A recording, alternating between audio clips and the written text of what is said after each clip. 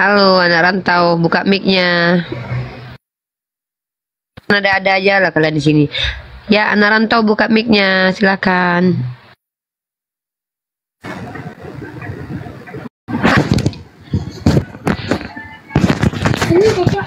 Anak rantau, halo. Tes.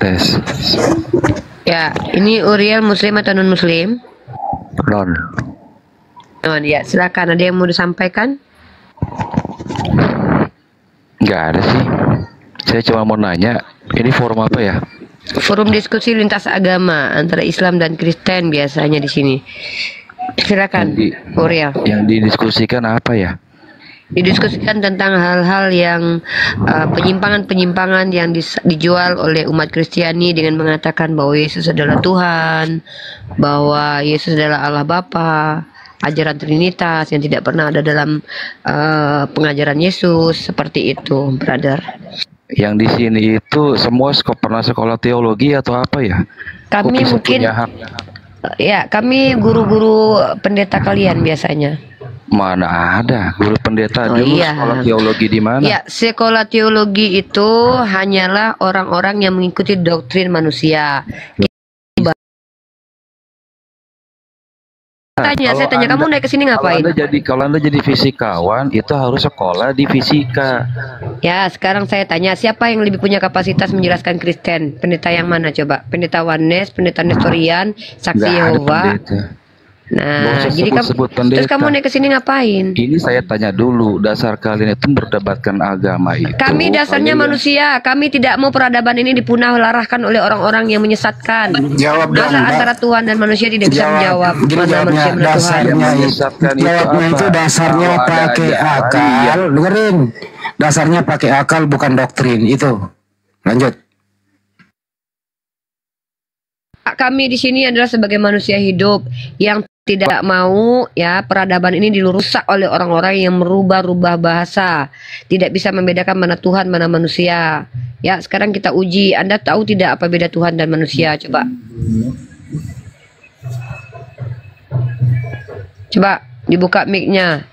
Kalau Anda di sini adalah orang yang tidak bisa membedakan Tuhan dan manusia, itu kewajiban kami sebagai manusia. Saya tuh pertanyaan saya, buat Anda itu kan Tuhan Maha Kuasa. Mungkin nggak Tuhan itu jadi manusia? Jawab dulu aja itu. Saya jawab ya. Allah Maha Kuasa, maka Allah tidak perlu menjadi manusia untuk menunjukkan kemahakuasaannya. Karena manusia adalah sebentar saya jawab. Anda tidak jangan kayak penjajah lah, masuk ke komal orang, ngatur-ngatur jawaban orang. Kalau nggak tahu tanya, kalau berilmu diskusi, kalau lebih hebat dari kami debat kami, bantah kami. Naik ke komal muslim kok modalnya modal baperan, modal perasaan, modal ceramah, modal. Pertanyaannya cuma satu. Saya jawab, jawaban itu tidak semuanya tidak atau iya. Ya, itu. Aku jawab ya, Unik ya. Silakan. Silakan. Tuhan jangan diatur, kan Maha Kuasa. Iya, Tuhan jangan diatur. Iya. Tadi apa pertanyaannya? Nah, kalau Tuhan Maha Kuasa, mungkin tidak Tuhan bisa jadi manusia. Tuhan mampu, karena Tuhan Maha Kuasa. Nah, terus mampu kan ya? Iya. Mampu kan ya? Nah, mampu. Terus kemudian apa yang mendasari kalian itu melarang Tuhan jadi manusia?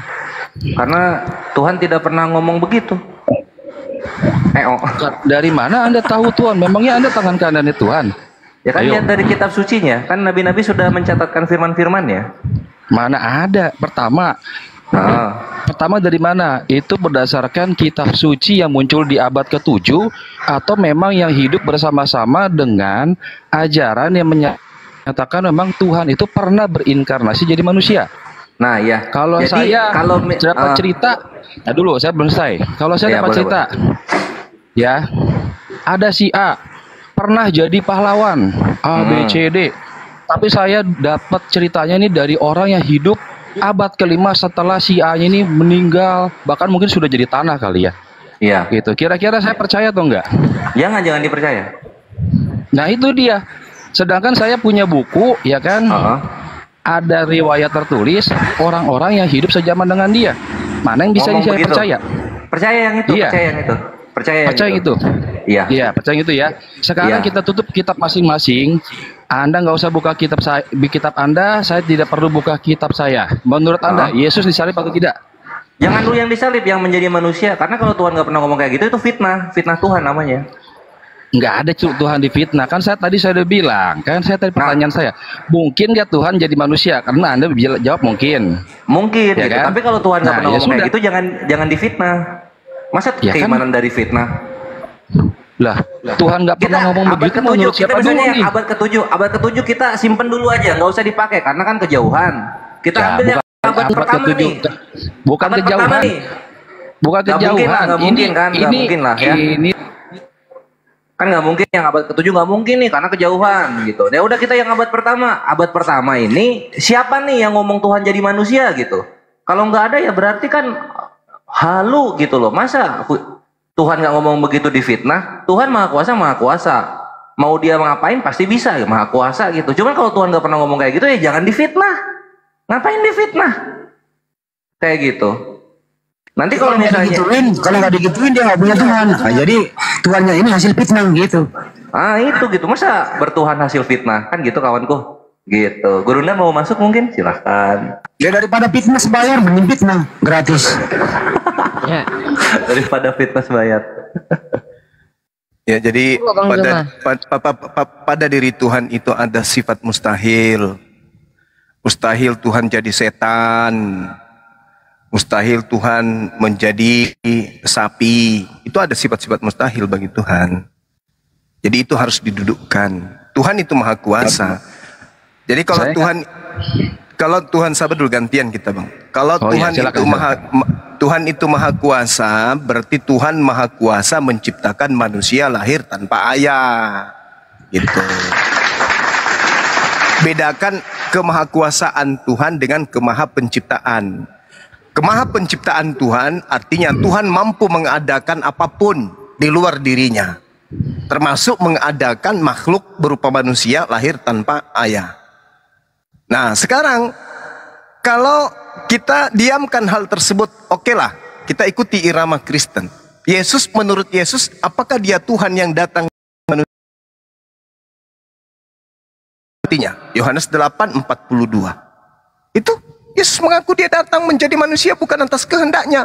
Berarti dia bukan Tuhan yang datang menjadi manusia. Itu fitnah, betul Linda Kores. Orang Kristen ini mencoba memfitnah Tuhan dengan mengatakan bahwa Tuhan menjadi manusia, dan memfitnah Yesus dengan mengatakan Yesus adalah Tuhan. Lain cerita kalau yang dimaksud adalah makhluk yang ngaku bintang timur. Nah itu beda lagi. Tapi kalau Tuhan yang benar, itu tanya aja Yesus. Yesus, apakah engkau adalah yang maha berkehendak menjadi manusia? Bukan. Mana jawabannya? Yohanes 8:42. Aku datang menjadi manusia bukan atas kehendakku. Berarti dia bukan Tuhan yang menjadi manusia. Selesai kan? Nah, selesai. Jadi jangan merendahkan Tuhan dan jangan merendahkan Yesus. Silakan. Oke. Silakan, Uriel. Saya tadi tanya, ini yang di sini ini pernah sekolah teologi atau tidak? Tidak perlu sekolah teologi untuk mengetahui Yesus itu Tuhan atau manusia. Gini, kalau misalkan saya latar belakang cuma satpam, ya kan, cuma apa lagi gitu, terus tiba-tiba berani ngomongin teologi orang, saya malu. Sekarang begini, saya balik ke Anda. Ini cuma pendeta. Kembali ke Anda. Sekarang pendeta Anda lulusan teologi, atau ada di antara kalian lulusan teologi, atau Anda sendiri yang lulusan teologi. Mana dalil di dalam Bible berdasarkan keserjanaan Anda yang menyatakan Yesus itu adalah Tuhan yang datang menjadi manusia? Mana dalilnya? Tunjukkan. Sebagai sarjana teologi, dalil mana yang Anda ingin pakai? Silakan, kita uji. Ayo, susun titel Anda, ayo. Saya ingin tahu, dalil mana yang Anda ingin gunakan untuk mendudukkan anak Maria ini sebagai Tuhan? Tunjukkan. Ayo. Dibuka mic-nya, Uriel. Ayo. Sorry, saya lupa buka nih. Ya, silakan. Ya. Oke. Silakan. Pertanyaan tadi pertama saya adalah, mungkinkah Tuhan menjadi manusia? Sudah selesai itu sudah selesai. Jangan dipotong. Itu sudah selesai. Jangan mundur. Anda katanya sarjana atau apapun itulah Anda ini. Tolong tunjukkan materi mana yang Anda gunakan dalam Bible untuk mendudukkan Tuhan menjadi bayi. Silakan.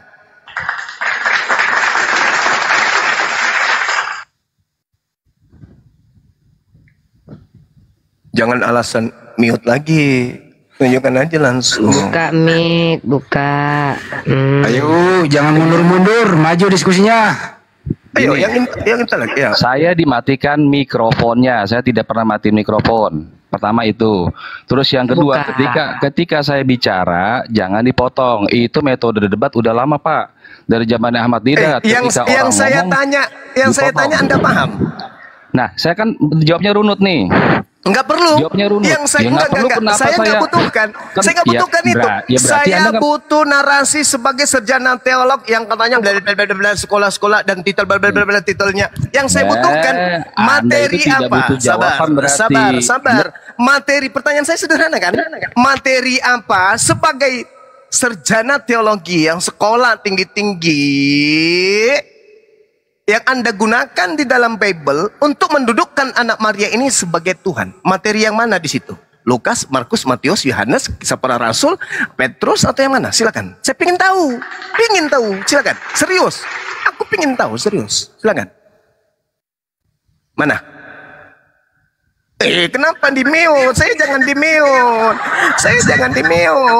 Kok saya di-mute? Siapa yang mute?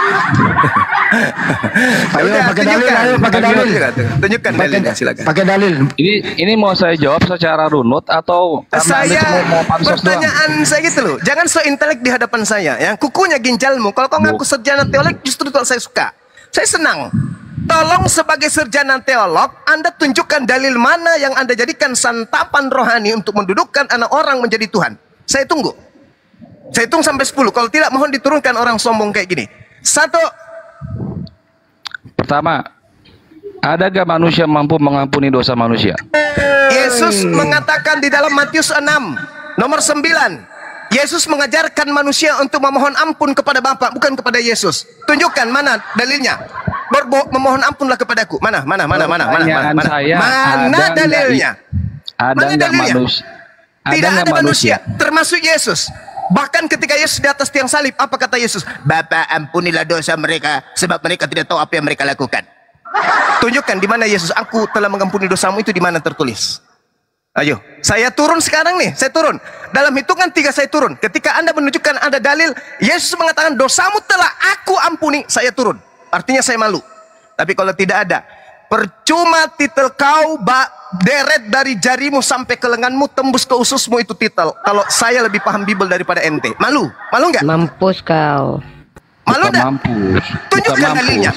Tunjukkan dalilnya di mana Yesus mengatakan dosamu telah aku ampuni. Ayat 2-8. Gak usah teriak-teriak lah, Bang. Gak usah teriak-teriak lah. Ya. Oke. Itu mencerminkan akhlak. Nggak apa-apa. Orang sombong nggak apa-apa. Matius berapa tadi? Matius berapa? 9? Ini saya ngomong jangan dimatiin mikrofonnya. Matius 9 nomor berapa? 9. Matius 9 ayat 2-8. Baca itu. Tadi saya sudah mengatakan kepada saudara, ketika Anda berbicara pengakuan Yesusnya bahwa dia mengampuni dosa, itu tertulis di mana? Tertulis di mana? Yesus mengampuni dosa itu tertulis di mana? Dosamu telah aku ampuni itu tertulis di mana? Ngengong. Ayo. Padahal di sana tertulis dosamu sudah diampuni, bukan ku ampuni, ku celuk. Bukan, dia ingin membawa narasi nomor 6-nya. Saya tahu, saya paham, udah saya bilang pendetamu sudah ya kesini. Udah baca dulu. Saya baca. Di situ dikatakan anak manusia berkuasa mengampuni dosa. Anak manusia itu siapa? Di situ dikatakan berkuasa. Anak manusia itu siapa? Tadi anak manusia itu siapa? Saya tanya lagi. Saya tanya sama Anda. Saya tanya Anda. Kata mengampuni di situ berasal dari kata apa dalam bahasa Yunani aslinya? Kutanya samamu sebelum saya ginjalmu kukunya. 1, 2, 3, 4, 5. Saya ulang. Caranya begini. Saya ulang. Anda kan sarjana teolog. Sekarang kata mengampuni di situ dalam bahasa Yunaninya apa? Saya ulang lagi. Saya kasih kamu kemudahan. 1, Enggak usah tanya 3. Anak manusia itu siapa? Nangis. Kata mengampuni di situ itu adalah terjemahan yang salah. Terjemahan yang benar itu adalah meninggalkan. Dikatakan apa? Tetapi supaya kamu tahu bahwa di dunia ini anak manusia berkuasa meninggalkan dosa. Itu adalah Terjemahan yang Meninggalkan betul. dosa, itunya logikanya di mana? Bahasa Yunaninya apa di situ? Mengampuni di situ apa? Bahasa Yunaninya? Hah? Dek, gini ya, yang namanya terjemahan itu Malu, saya tanya. nih. Mengampuni di situ bahasa Yunaninya apa? Mau jawab dimatiin lagi. Ya karena Anda tidak menjawab dengan terjemahan yang benar, dengan jawaban yang benar. Coba Anda jawab. Coba. Saya gini ya, tadi Anda jawab kan, anak manusia berkuasa mengampuni dosa. Bukan itu yang ditanya, original teksnya. Yang saya tanya, kata mengampuni dalam bahasa Yunani dan original teks yang digunakan di kitab saudara itu apa? Anda nggak usah ngomong original teks sama. Loh, katanya sarjana, Bang Suma hanya penginjil jalanan. Kok Anda nangis? Hah? Beda bang, kata-katanya bang beda. Mengampuni dalam bahasa Yunani itu adalah sincoro. Sincoro itu mengampuni dalam bahasa Yunani. Sedangkan kata yang digunakan di dalam kitab saudara di Matius 9 nomor 6 itu bukan mengampuni, tapi ape itu artinya meninggalkan. Malu? Atau sudah tidak ada urat malu? Nggak malu, justru saya nggak ketawa malu. sekarang. Asli bener. Ketawa. Ini baru teologi gitu. Sarjana teologi. Sarjana teologi. Iya. Sarjana teologi. Pak Yunani aja nggak ngerti. Sarjana tolologi, ini Allahu tolologi. Akbar, Masya Allah. Dah turun. Saya udah bilang orang sombong turun. Bukan sombong. Kau makan Ini titelmu, turun. Kau makan titelmu, kau ke gereja colok pantat pendeta, jilat tangan kau. Kau jangan bawa-bawa titel. Ini sini sarjana apa? Emang apa kalau sudah sarjana teologi itu? Pengetahuannya dibandingkan kami yang mengutui Bible tiap siang hari itu? Itu kira-kira sarjana teologi itu hebatnya dari kita apa? Saya tanya yang mendasar. Sebagai sarjana teolog, apa yang Anda dudukkan di dalam Bible Anda itu? Data mana? Dalil mana yang Anda dudukkan kemudian sebagai dasar pijakan menuhankan anak bayi ini? Ada? Tidak mampu. Larinya kemana? Ada nggak manusia yang mampu berhabis di Indonesia? Bah, saya tahu sasaran tembakmu itu di Matius 9. Saya ngerti dan saya paham itu. Padahal Yesus yang malam mengajarkan murid-muridnya untuk bertobat kepada Sang Bapa, Sang Tuhan yang ada di langit. Nah ya, jadi jangan sombong bang. Kalau lagi diam dulu, belum selesai Banjung. Jangan sombong. Ketahuilah wahai saudara-saudaraku Kristen, bahwa kalian menjadi Kristen itu bukan karena ada disiplin ilmu yang kalian dalami dan orang lain tidak bisa dalami. Selayaknya kami mendalami Al-Quran dan kalian tidak mampu membacanya pun tak sanggup.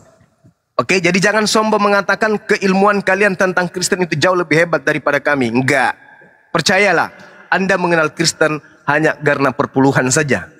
Bukan karena belajar seperti kami ini. Kami belajar dari 0 sampai 0 kembali. Kami pahami benar-benar Bible itu. Dengan menggunakan apa? Akal, rasio.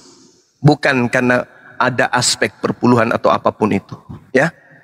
Jadi percuma Anda mengatakan, Anda lulusan apa? Anda sarjana mana? Anda kuliah? Enggak, itu adalah ampas kelapa bagi kami. Itu pun sudah basi.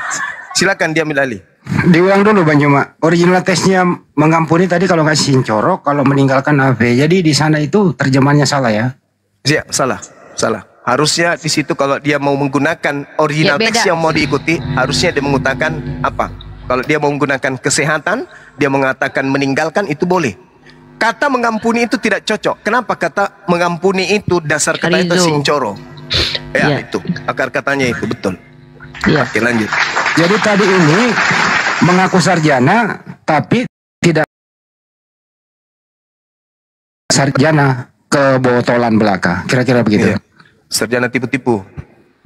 Teman-teman Semakin dicatat tinggi ya. mereka, Lanjut. jadi semakin sarjana mereka semakin piawai dalam menyembunyikan kejujuran dalam terjemahan, betul?